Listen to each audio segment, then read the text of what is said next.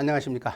자, 2020년도 제3회로 시행했던 품질경영 산업기사 기출문제풀이 진행하도록 하겠습니다.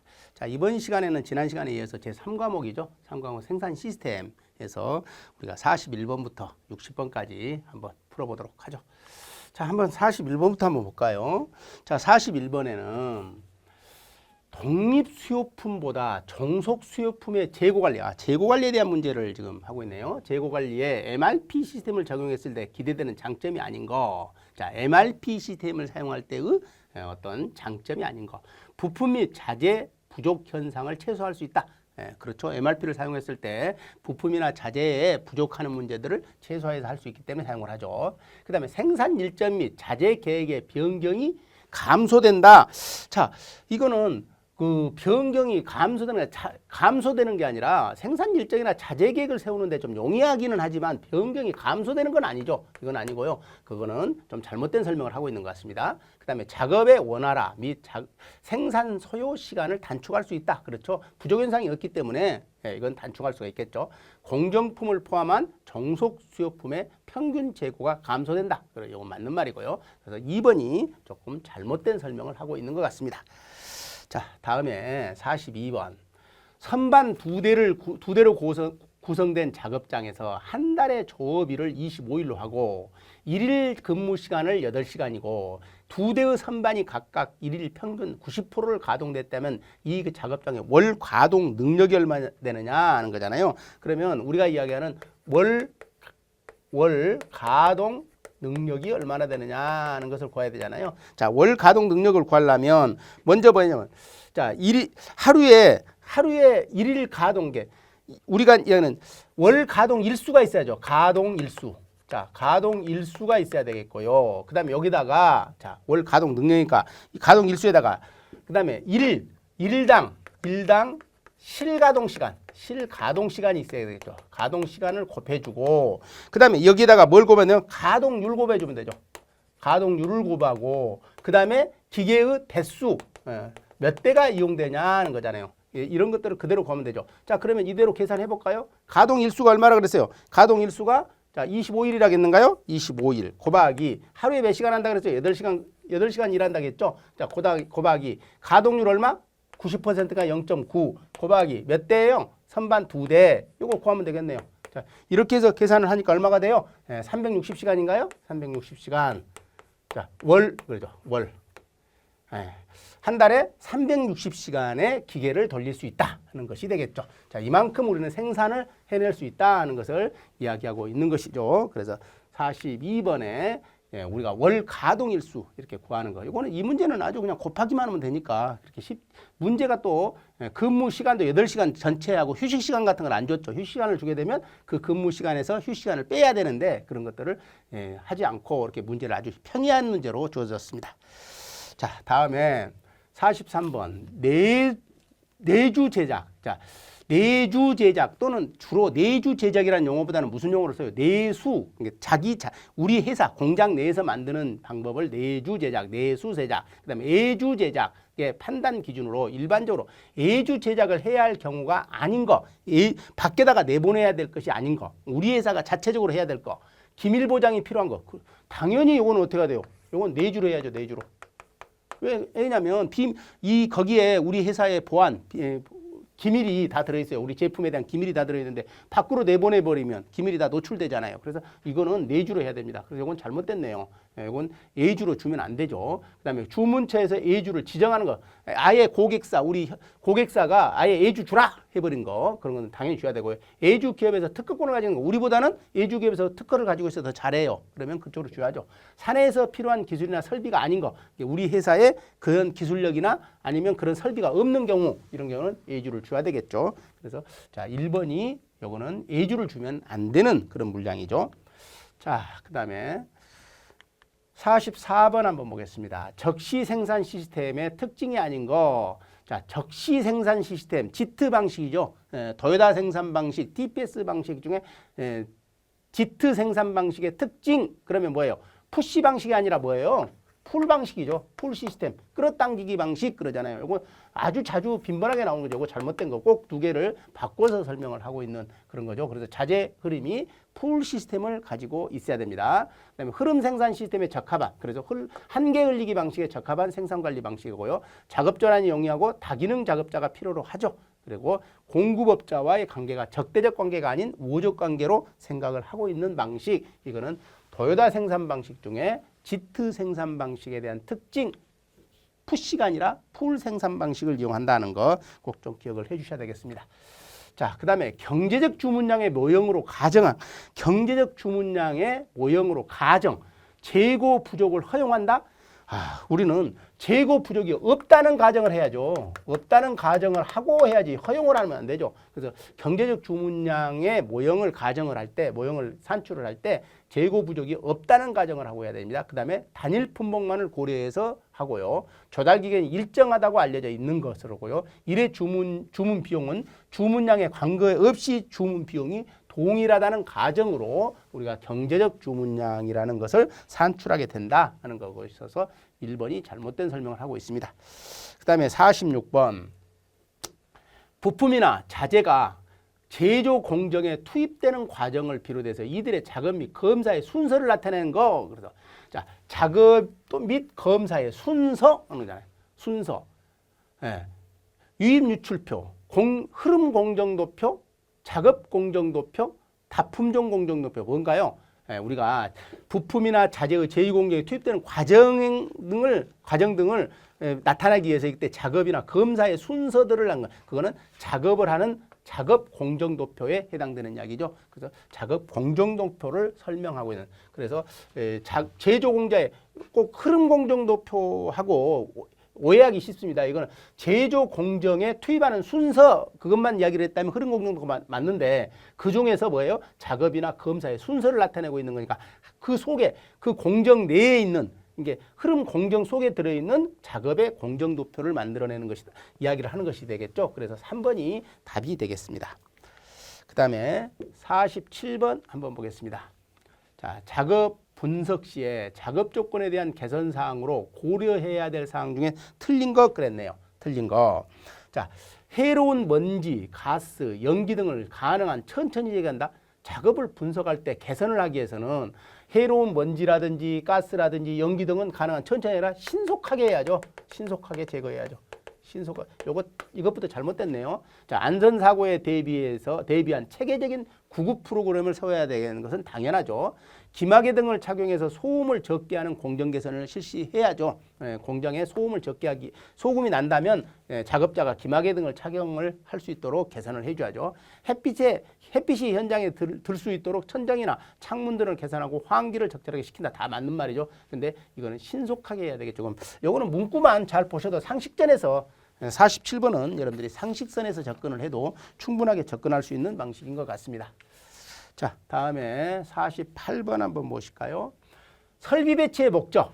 우리가 공장을 세워놓고 공장을 건설해 놓고 이제 거기에다가 운영되고 있는 설비들, 기계들을 배치하는 목적.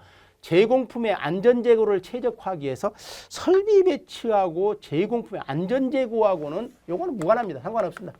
요거는 전혀 상관이 없어요. 무관해요. 자, 운반 및 물자 취급의 최소화. 그렇죠. 설비 배치가 잘못되면 운반하거나 자재들을 운반하는 운반하는 게 많아져 버리죠. 그래서 그건 최소화할 수 있도록 해줘야 되고요. 설비나 인력의 이용률을 증대하는 방법. 그렇죠. 그 다음에 공정의 균형화나 생산 흐름의 원활을 하기 위해서 이런 목적으로 배치를 해야 되겠죠. 1번에 우리가 안전재고하고는 무관합니다. 설비 배치하고는 상관이 없다 하는 거 기억을 해주시면 되겠네요. 자, 그 다음에 매해 시험에 꼭 반드시 한 문제 정도는 나오고 있는 문제죠. 동작경제의 원칙 중에 신체 사용에 관한 원칙에 해당되는 것이 뭐냐 하는 거잖아요. 자, 조명 설치는 작업에 해당된 조도를 보장하는 것이어야 된다. 이거 무슨 법칙이에요? 동작경제의 원칙에 신체 사용이 아니라 작업력에 관한 법칙이죠. 작업력에 관한 원칙이죠. 그 다음에 공규류는 될 수 있는 대로 사용하는 이치에 가까이. 이것도 마찬가지 작업력에 대한 거네요. 작업력에 대한 거. 그 다음에 올바른 자세를 취할 수 있는 모양과 높이를 가진 의자를 공급해야 된다. 이거는 우리가 동작경제 원칙하고는 전혀 상관이 없는 이야기고요. 가능하다면 쉽고도 자연스러운 리듬을 작업 동작이 생기도록 해야 된다. 요거는 가능하면 몸이 이렇게 어떤 리듬을 갖고 작업할 수 있도록 작업 동작을 할 수 있도록 작업을 배치해 주는 방법. 요거는 우리 인간의 신체, 작업자의 신체를 사용하는 방법이죠. 그래서 4번이 맞는 이야기가 되겠죠. 자, 이것도 뭐 문구만 잘 읽어보시면 이해보시면 충분하게 답을 할 수 있는 내용이 되겠네요. 자, 다음에 제품별 배치에서 라인에 배치된 작업자나 작업 대당, 배당 시간을 균등화한다. 자, 시간을 균등하게 한다는 거잖아요. 균등하는 것을 목표로 하는 생산률을 맞출 수 있도록 작성한 작업대의 수를 설정하여 작업을 배정하는 방식. 뭐 때문에 그래요? 이거 라인 밸런싱 맞추려고 그런 거잖아요. 이게 공정 간의 밸런스, 작업 시간을 균등하게 만드는 거. 이걸 갖다가 우리는 라인 밸런싱을 하기 위한 것이다 하는 거. 자, 다음에 51번 한번 볼까요? 최소 작업 시간, 최소 작업 시간의 우선순위 규칙에 의해서 작업을 A, B, C, D로 배치하고자 할 때 평균 완료 시간 그러네요. 자, 평균 완료 시간 그러면 이거를 갖다가 다시 배치하면 되죠. 어떻게? 자, 작업이 있고요. 작업이 있고 그다음에 작업 시간이 있어요. 작업 시간. 자, 작업 시간이 있고 그다음에 우리가 이제 작업 완료 시간이 있네요. 작업 완료 시간. 완료했던 완료 시간이라는 게 존재할 수 있죠. 자, 근데 이때 최소 작업 시간 원칙이잖아요. 최소 작업 시간이 우선순위를 갖는다는 거잖아요. 그럼 제일 먼저 해야 되는 게 B를 해야 되겠죠. 이게 2시간이니까요. 2시간, 뭐 단위가 시간이네요. 그래서 2시간 소요되는 거니까. 그러면 이거 2시간이 소요했어요. 그럼 2시간 후에 이 작업이 완료되겠죠. 자, 그 다음에 두 번째는 적은 게 뭐예요? C 작업하면 되네요. C 작업. 그러면 이거 3시간이 걸렸죠. 3시간이 걸렸기 때문에 이제 2에다가 3을 더하면 이렇게 5시간 후에 작업이 완료되겠네요. 5시간 완료 후에. 자, 그다음에는 뭐예요? 예, A 작업하면 되죠. A 작업. A 작업은 6시간이 걸렸어요. 그러니까 11시간 후에 작업이 완료되죠. 그러면 납기는 얘는 맞추지 못했겠죠. 납기는 맞추지 못했고요. 자, 그다음에 D 작업을 하면 되죠. D 작업을 하게 되는데 D 작업은 8시간이 걸렸어요. 그러면 19시간이 소요되어 있네요. 자, 19시간이 소요됐기 때문에 자, 그러면 평균 여기서 이야기하는 건 뭐예요? 평균 완료 시간이잖아요. 그럼 평균 완료 시간 요게 지금 현재 이거를 자, 요거를 갖다가 다 더하면 이거 평균 작업 완료 시간 이거 개를 내면 얼마예요? 개를 내면 2, 5, 11, 19를 다 더하니까 얼마가 돼요? 이게 37이 되나요? 근데 작업은 몇 가지 했어요? 그래서 37을 뭘로 나누면 4로 나누면 되겠죠. 4개의 작업이 했으니까 평균 작업 시간이니까요. 그래서 이렇게 되면 얼마가 돼요? 이거는 9.25가 되겠죠. 9.25. 그래서 우리가 평균 완료 시간 하는 것을 뭐 작업 순서를 어떻게 하느냐는 문제를 보통 B, C, A, D 순서대로 한다 하는 것을 묻는 문제가 주로 나오고 있죠. 근데 그는 평균 완료 시간을 이렇게 물어보는 문제였었습니다. 조금 응용하는 문제죠. 조금 응용하는 문제였죠. 자, 다음에 52번 볼까요? 단순 이동 평균법이죠. 단순 이동 평균 수요 예측을 할 때 사용하는 방법들이죠. 단순 이동 평균법에 대한 설명 중에 기억 내에 들어갈 말이 뭐냐? 자, 단순 이동 평균법은 이동 평균 시간을 얼마로 할 것인가에 문제가 된다. 이동 평균 시간을 뭐 어떻게 할수록 길게 할 거냐, 작게 할 수 있느냐 이야기네요. 변동 요인이 더 많이 상쇄되어 예측선을 고르게 되면 하는 거죠. 그러면 예측선을 고르면 그게 다 많이 상쇄되려면 평균 이동 시간을 뭐 어떻게 하는 게 더 좋겠어요? 당연히 길게 하는 게 좋겠죠. 길게 할수록 요 변동 요인이 더 많이 상쇄되죠. 그래서 예측선이 고르게 되고 수요의 실제 변화에는 수요 실제 변화를 그대로 적용하기 위해서는 이때는 평균 이동 시간을 어떻게 해야 돼요? 짧게 하는 게 좋겠죠. 짧게 또는 짧게 또는 빨리. 그래서 길게 빨리, 빨리 또는 빨리라는 용어보다는 짧게라는 말이 맞겠는데요. 그래서 우리는 길게, 그 다음에 빨리 이 말이 맞겠네요. 그래서 3번이 길게, 늦게, 빨리라는 것은 짧게 해버린다는 거니까 늦게, 길게, 늦게, 변동 이게 실제 변화에는 요게 기간이 아니네요. 여기는 자 실제 변화에는 이게 뭐예요? 어떻게 반응해요? 늦게 반응을 하죠. 그러니까 반응이니까 늦게 반응이 되겠네요. 그래서 4번이 답이 되겠네요. 3번은 이거는 뭘로 물어보면 이동 시간으로 물으면 여기는 지금 기억은 뭐예요? 이동 시간에 대한 것을 개념이죠. 근데 니은은 뭐에 부대해서 반응에 대한 개념이었으니까 그래서 이건 달라져야 되죠. 그래서 늦게라는 말이 맞겠네요. 그래서 4번이 답이 되겠습니다. 조금 이것도 우리가 약간 좀 생각을 좀 잘못하면 오답을 낼 수 있는 그런 소지가 있는 그런 문제를 만들어 놨네요. 자, 그 다음에 53번 한번 볼까요? 다음 중에서 워크 팩터 방식과 MTM 방식의 공통점에 속하는 것이 뭐냐? 어떤 거지? 자, 이 두 개를 뭐 시간 단위가 같다? 두 개의 시간 단위가 시간 단위가 뭐예요? 시간 단위는 워크 팩터법이 더 시간 단위가 짧죠. 워크 팩터법이 0.0001 정도고 이거는 뭐예요? 0.0006 정도의 시간 타임을 갖죠. 그러니까 같다는 것은 잘못된 거고요. 그다음에 작업 속도 시간도 같다. 이것도 작업 속도 시간도 다릅니다. 작업 속도는 서로 다르고요. 기본 동작도 다르죠.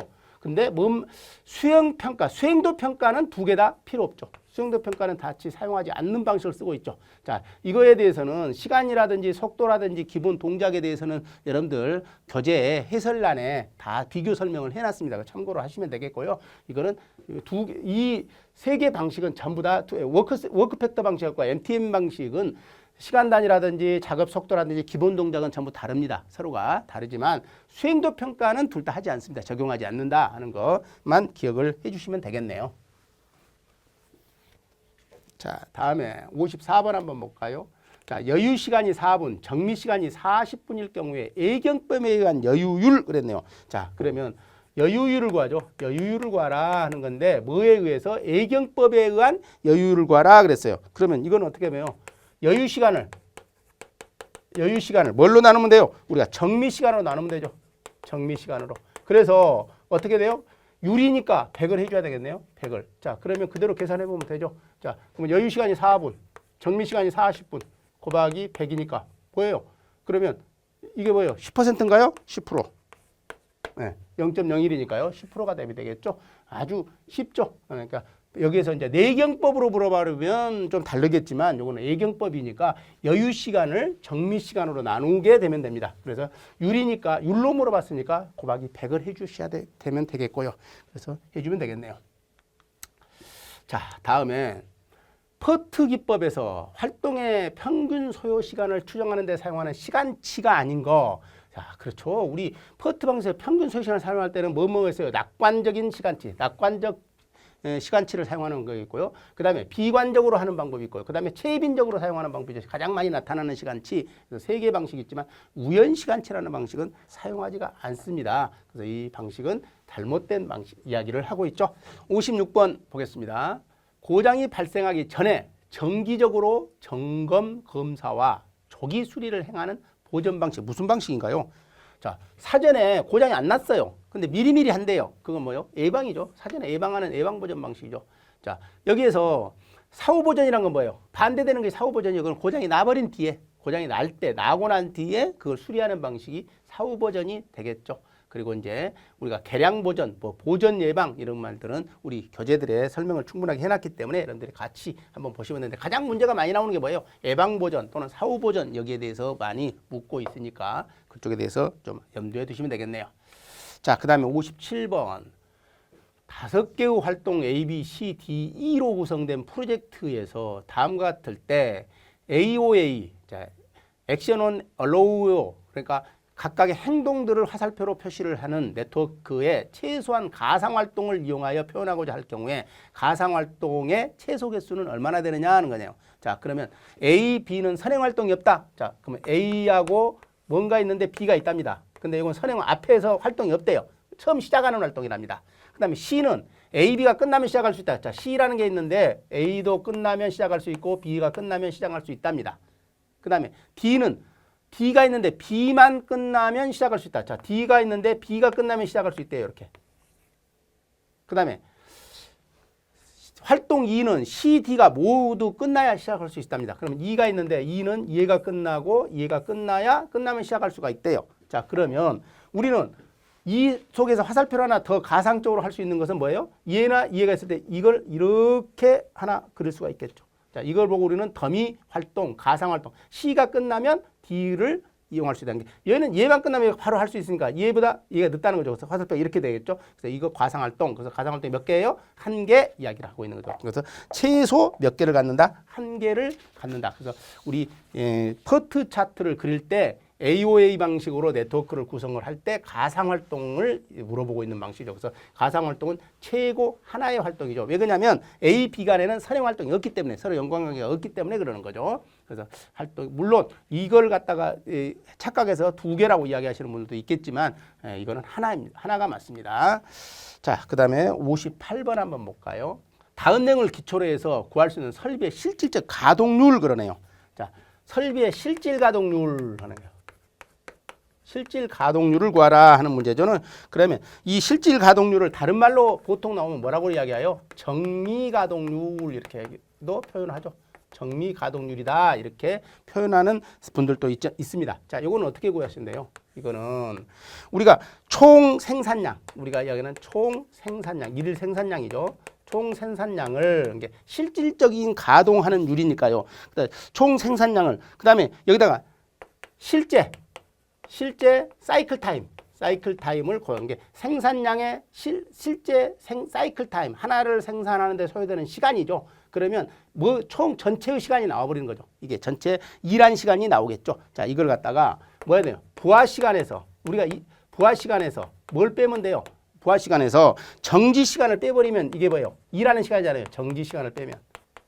결국은 총 일한 실질 가동률이니까 결국은 뭐예요? 일한 시간이죠. 일을 했던 시간을 가지고 실제 일한 시간을 가지고 실제 일한 시간으로 나눠버리면 하는 거죠. 나눠버리면 되죠. 자, 그럼 이거 계산하면 자, 이게 총 생산 600개죠. 그다음에 곱하기 자, 실제 사이클 타임 하나를 만드는데 0.5분씩 걸렸대요. 그러면 300분 동안 일했네요. 그다음에 부하 시간은 하루에 부하 시간이 460분인데 그때 뭐 설비가 고장이 났든 어쨌든 해서 60분 동안 고장으로서 설비를 돌리지 못했답니다. 자, 그러면 얼마예요? 이게 300분을 그다음에 이거는 400으로 나누면 되겠네요. 자, 그러면 이게 이렇게 해서 나누면 얼마가 됩니까? 이게 나누면 75%인가요? 0.75가 되나요? 그래서 75%. 그래서 실질 가동률, 정미 가동률은 75%가 된다는 것을 알 수가 있죠. 자, 실질 가동률, 정미 가동률이란 무슨 이야기예요? 우리가 실제 일한 시간, 이게 뭔가를 만들기 위해서 제품을 만들기 위해서 실제 일하는 시간을 뭘로 나눕니다. 실제 작업한 시간으로 나누는 시간을 우리는 실질 가동률, 정미 가동률 이렇게 한다 하는 거 기억을 하시면 되겠죠. 자, 다음에 59번 한번 볼까요? 현재 관리 중인 조립 라인의 목표 생산량이 하루에 300개, 총 가동 시간이 하루에 400분이고 라인의 여율이 10%일 때 사이클 타임이 얼마나 되느냐 하는 거죠. 사이클 타임. 하나를 만드는데 소요되는 시간을 사이클 타임이라고 이야기하죠. 그러면 이거는 작업 시간을 사이클 타임이니까 시간을 뭘로 나누면 돼요? 시간을 갖다가 생산량으로 나누면 되죠. 생산량으로. 자, 생산량으로 나눠가지고 그다음에 이거 뭐예요? 근데 이제 요거까지만 하면 사이클 타임을 그대로 나눌 수가 있어요. 근데 문제는 뭐냐면 라인의 여유를 줬어요. 라인의 여유를. 그러면 여유율은 일 플러스 하는 거죠. 자, 1에다가 뭐였어요? 여유율을 더해가지고 요걸 곱해줘야죠. 자, 요만큼을 여유를 줬기 때문에. 자, 그러면 이거 그대로 곱하면 작업 시간이 얼마예요? 총 가동 시간이 400분. 그 다음에 생산량은 300 곱하기 자, 여유율이 얼마 10%잖아요. 그러면 1 플러스 0.1분의 1이 되겠죠. 그러니까 요거 계산 이렇게 하시면 되죠. 자, 이렇게 해서 구하니까 얼마가 나왔어요? 1.2 얼마 분 이렇게 나오겠네요. 그래서 요게 더 크니까요. 그래서 1.2분 정도 이렇게 나오게 되겠죠. 그래서 자, 2번이 답이 되겠습니다. 자, 다음에 마지막 문제 60번 한번 볼까요? 간간히 보통 2번 시험에서 한 번 정도 나오는 문제들이죠. 자, 테일러의 생산 시스템에 관한 설명으로 특징으로 가장 거리가 먼 것 그랬죠.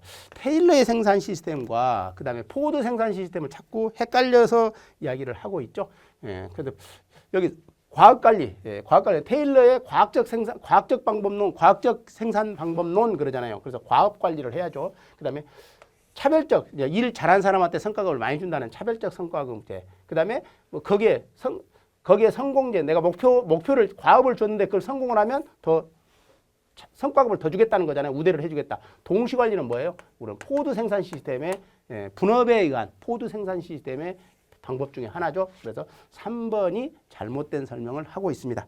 자, 이렇게 해서 우리가 생산 시스템, 자, 생산 시스템 41번부터 60번까지 한번 다 풀어봤죠. 이번에 뭐 생산 시스템의 문제는 그렇게 어려운 문제는 아니죠. 단지 여러분들이 문제 하나하나를 읽으실 때 꼼꼼하게 읽어보시면 전부 다 여러분들이 풀 수 있는 그런 문제들인 것 같습니다. 자, 수고 많이 하셨습니다.